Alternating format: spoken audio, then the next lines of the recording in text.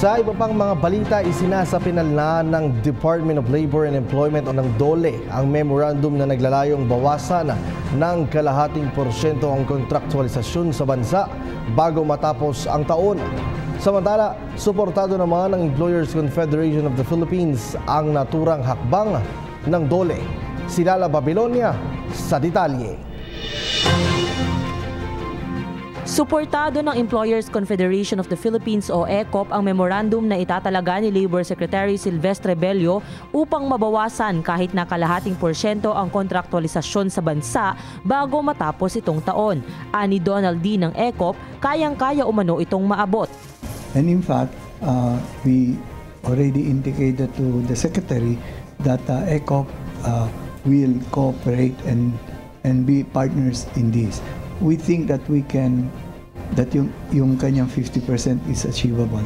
And we try to do even better for him. Ayon sa DOLE, isasapinal na nila ang memorandum upang mabawasan na ang ENDO o 555 kung saan ang manggagawa ay tumatanggap ng mas mababa sa itinakdang minimum wage at walang benepisyo tulad ng SSS, Pag-ibig at PhilHealth. Sa naturang memorandum, aatasan ng mga regional office ng DOLE na linisin ang mga kumpanyang nagpapatupad ng ENDO.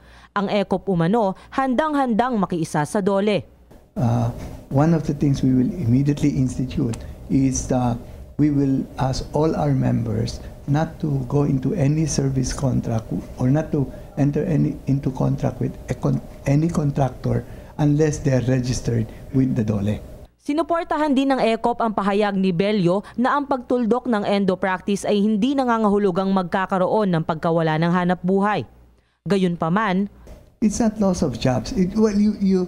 At the beginning, obviously magkakaroon ng negative, bababa, magi-increase ang unemployed, no? Kasi yung mga nakakakuha ng temporary jobs, wala na dahil napunta na sa nawala na yung practice of 555. Ang mas mahalaga umano, ani D. But that's just statistics. The reality, however, is the other side is you have now more people in full employment and therefore having the benefits of the security of tenure and social services. Para sa PTV News, Lala Babilonia. Ako po si Cathy San Gabriel. Subscribe na sa PTV YouTube channel.